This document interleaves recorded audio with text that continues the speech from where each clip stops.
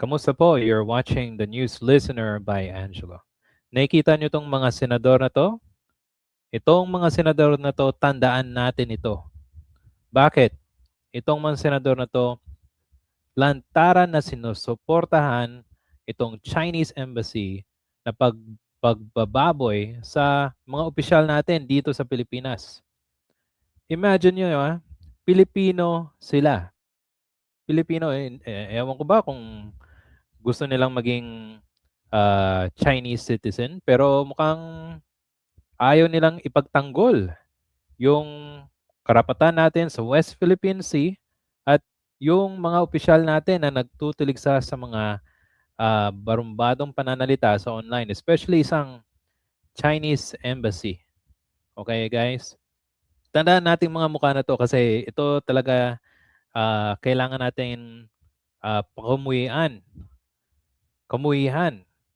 Hindi ito katanggap-tanggap bilang Pilipino. Bakit?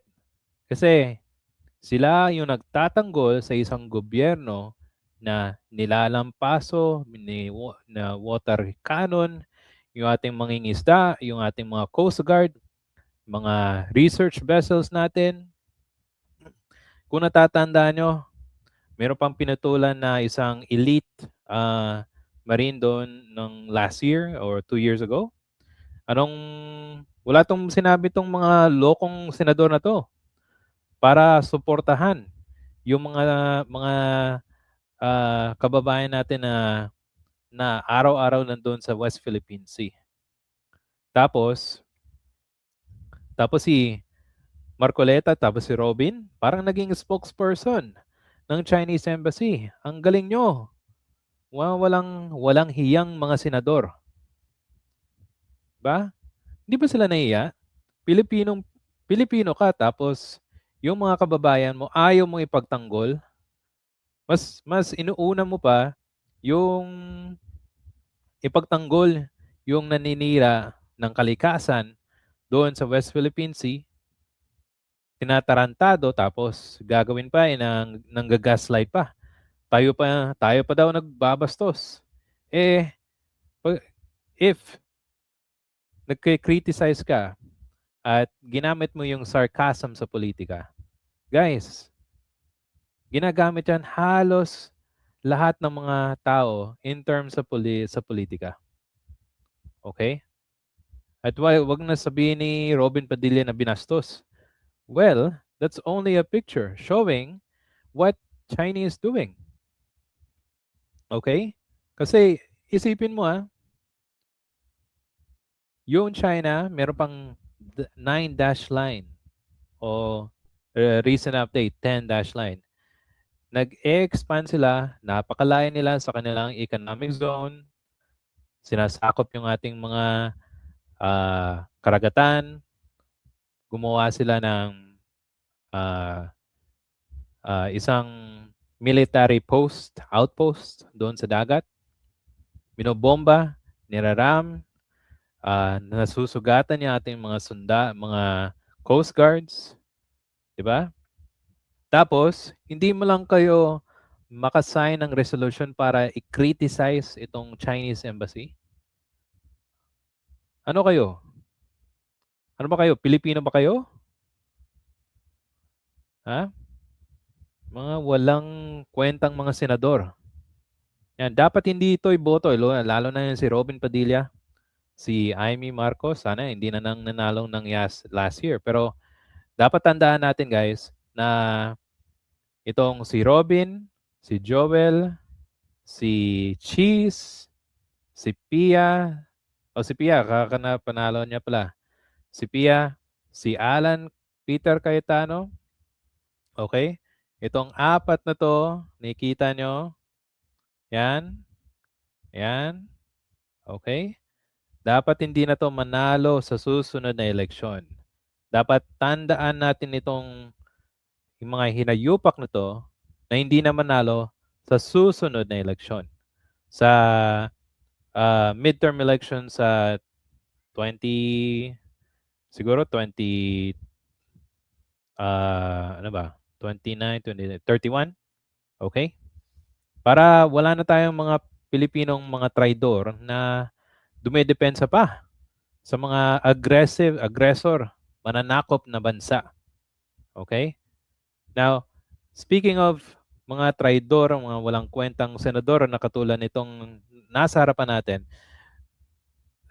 pinasasalamatan din natin yung mga senador na tumutulong at nagka-criticize sa mga ginagawa ng embassy na ito. Okay? Ito, pakita ko sa inyo guys. 15 sila. Si Tito Soto, si Ping Lacson, si Kiko Pangilinan, Mig Zubiri, Erwin Tulfo, Risa Ontiveros, Rafi Tulfo, Win Gatchalian, Loren, JV, Bam Aquino, Camille, Mark, Jinggoy, at saka Lito Lapid. Ito mabuti na lang meron tayong 15 mga senador na talagang pinagtatanggol yung ating karapatan. At especially, ipagtanggol yung mga officialis natin sa mga barumbadong pananalita or statement na galing sa Chinese Embassy. Okay? Pero meron din akong gustong ipaalam sa inyo. Okay? Na merong mga senador dito na naging tahimik nung panahon ni Duterte. Okay? Sino-sino sila? Hindi ko narinig kung kinokondemn nila yung Chinese aggression doon sa West Philippine Sea. Pero pagkakaalam ko guys, itong si Mig Zubiri, okay? Itong magkapatid na Villar, yan, si Jinggoy, si Lito Lapid, napakatahimik, si JV, si Loren, hindi ko alam kung meron, pero in terms sa mga taong talagang in terms sa talagang protekta at bino-voice out yung kabastusan, nilalabanan ang agresyon ng Chinese government doon sa ating West Philippine Sea. Walang iba talaga si Senator Risa Ontiveros. Si Kiko Pangilinan, tsaka si Bam Aquino. Definitely, itong mga senador na to, ang talagang nandyan para protektahan at protektahan ng ating Pilipinas in a way na i-condemn, i-call out yung mga opisyalis na hindi nire-respeto ang ating public officials. Hindi idaan sa mabuting, let's just say, in a professional way. Hindi yung gagawa ka ng statement tapos bastos pala yung ginawa mo. Kaysa sa naging actual ka na embassy na ambassador. Okay? So yung resolution na ginawa nila, ito, babasahan natin galing sa Impact Leadership. Salamat po sa inyo.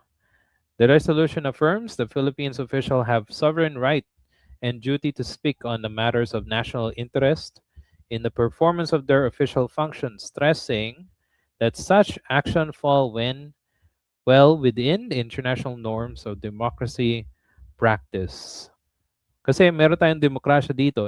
Guys, imagine niyo what if ginawa ng Philippine Embassy doon sa China yung ginawa ng let's just say ginawa ng China. Sa tingin nyo, ba kaya mong i-condemn ng Philippine government or Philippine Embassy yung Chinese government? I'm sure ang mangyayari makukulong yung ambassador. Kung ganun. Kasi walang demokrasya doon sa China Okay?